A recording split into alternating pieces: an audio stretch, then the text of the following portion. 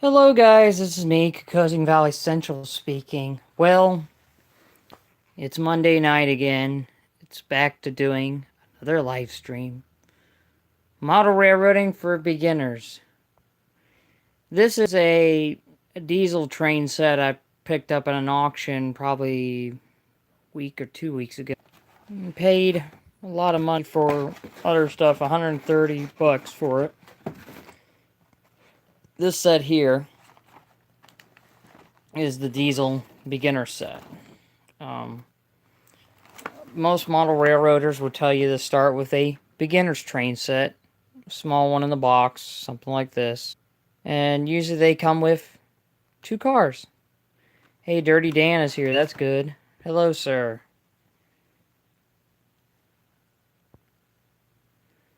So, yes, this is the Bachmann set. Most of the sets I have tonight are Tyco or Bachmann. So I had a friend of mine recently called me a couple weeks ago. Well, actually, last night, I believe, or it was Saturday. Hello, Indian Valley Railroad. How are you doing?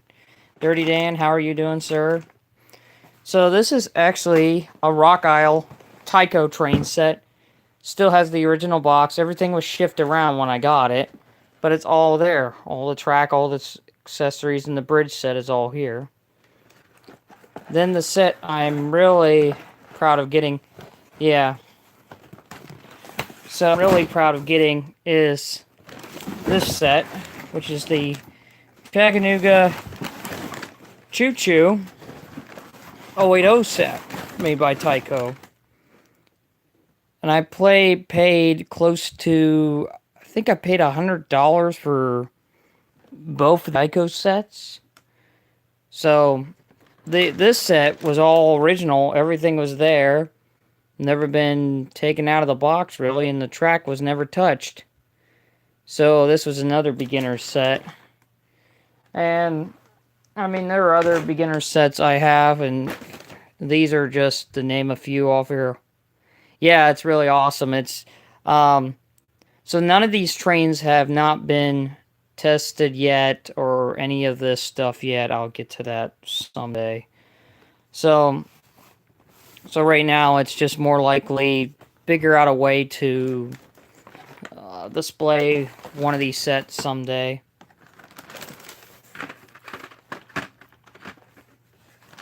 Like that. I would die to get that. Yeah, I wondered that, Dirty Dan. I was waiting for you to say something. So instead of the black locomotive it comes with in the box, this comes with the silver 080, which is the 1261 Chattanooga Choo Choo. The artwork is always so beautiful. I always like the artwork on the old Tyco packages. They're always different. It says, steam locomotive, realistic smoke. Operating headlight, that's the good thing. So this set here, yeah, like I said, I paid around $100 for these two sets, the Tyco set. The other three trains were close to vintage. King Osabi, hey, what's up, man? Or King Wabash. Something like that. Sorry. So the trains, about the Tyco sets, there's variant sets out there. I don't know if I have it anymore, but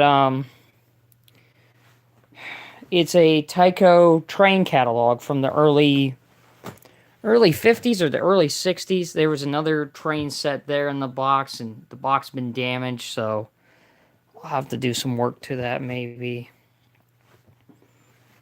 And most of the stuff I do is rebuilds and fixing odd trains here and there. Here we go. A 1970s catalog according a day today. I'm heading to the horn. That's cool, buddy. So this is a Tyco train catalog from the set I have from the early, I think it's early 70s. This is an early 70s set. I don't know if, I think it's the Chessie set. Let's see if it's in here or not.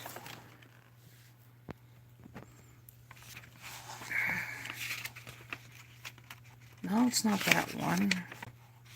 Oh, which one is it? So, yeah, model railroading for beginners.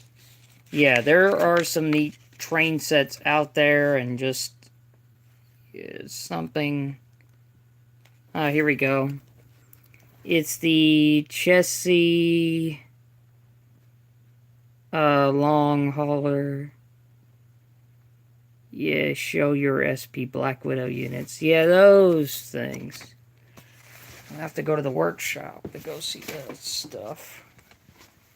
So, we always say, hush, hush, you only see my hand. And the Black Widow units have not changed at all. The only thing I'm trying to do is to fix them and getting running again. Yes, yes.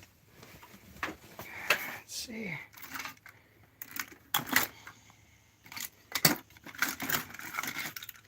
Here's one of the Black Widow units. A little bit broken, but it's another project. So the other one was just a dummy.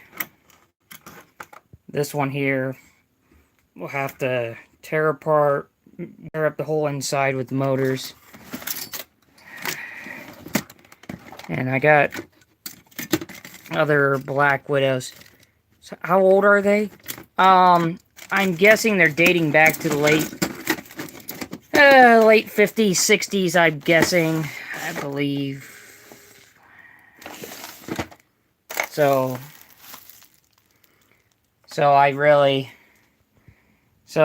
yeah, great. Good luck. Yeah, thanks. So I don't know, because it's got the old Athearn drive and it's an older locomotive. Let's turn on the light. That's a little bit better. So mainly with this engine here is it's got some, I don't know if I can tear it apart or not, but so I made one engine into a dummy. If I can get the, yeah, here we go. So mainly this is an old Athearn drive, probably dating back to the 1950s or the late 60s, I believe, because it's got the old motor in it. Or it's one of the rubber band drive eras. So this is another project I have to, I don't know if I'll ever get this one running. I have the other SP units, the Black Widow units, somewhere else, ha ha ha. So I don't know when I'll get to them. I have to make them just like that. Yeah, that's cool, buddy. So this is actually one of the engines. So I have 2 running engines. The other ones are parts and other things.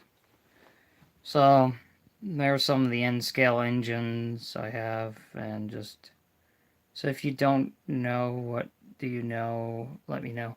Yeah, I don't know really on selling these engines or not, because I really just don't want to get rid of them. They're part of the collection I have of locos and rolling stock I have at home, and lots of projects. Some of my Tyco bicentennial trains of, that's a Lifelike, that's a Tyco, that's a Riv Rossi, Tyco, Tyco. And that's not a Tyco, that's some sort of weird company.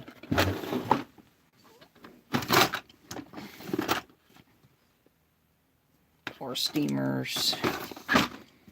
So yeah, King Osabi, you had some HO engines. I haven't seen you run them lately. The last time you had a video posted, oh, how long ago was that? Yeah. And some people say, hey, are you going to sell this or that? I say this, how much do you have in your pocket? That's my answer to any collector out there. Who's got money in their pocket?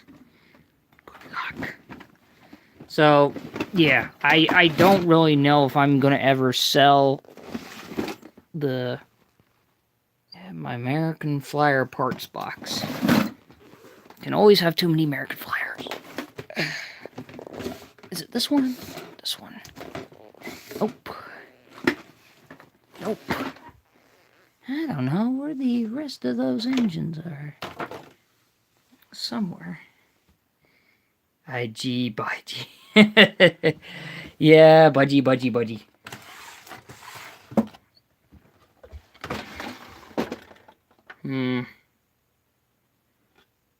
Another Tyco. Mantua. Another project. Aston Chapika and Santa Fe parts. Yeah, Dirty Dan, if you're watching, I got Tycos. You wouldn't believe I got parts, engines engines galore. And my little friend here, the little Gandhi dancer. Do. And my little yellow Whitcomb I'm working on right now. So, yeah, there's engines I'm working on right now, and even my riding locomotives. All different parts and engines. So beginners on the trains, guys. The beginner sets. The beginner train sets. We want to go back to at least the 1950s or the early 60s. One or two different trains. So yeah, there's been some nice little trains out there in my Amtrak Model Power engine. I might repaint it or I might just keep it like that, but I took all the knuckle couplers out of it. It's a newer one. It's got the can motor in it, which is nice. It's like a Lionel shifter, which is, I think it's the same shell and body. I could switch that off and put the Lionel shell on it. It's a Burlington shell. And this narrow gauge engine here, got the coal trucks for it somewhere. And these are two of my N scale porters. This one's an Atlas. This one's lifelike. Can't really tell by markings, but I knew it was a lifelike like a mile away. Somebody had it in a junk box or something like that. I think I only paid $35 for a module train set. Came with a few locomotives, and this was in the bundle package. It was a friend of mine. He passed away quite recently. It was a couple years ago. So he was a good friend of mine. So I always want to keep that one running.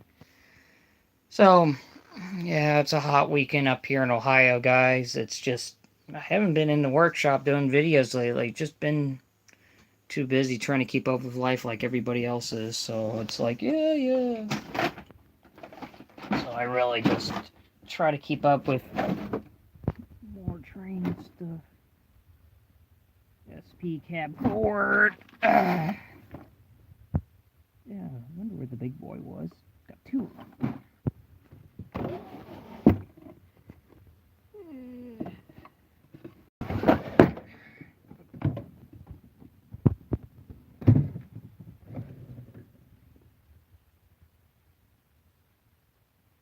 Where the other cab.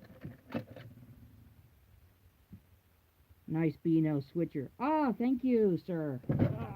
Are you talking about the slug or the unit? Oh, you're probably talking about this thing here, the slug. Yeah, this is a nice little, this is a dummy switcher. No motor. I do have the motorized engine somewhere in my collection. Yes, yeah, the slug. So I do have the motorized engine somewhere. So this actually goes with my slug.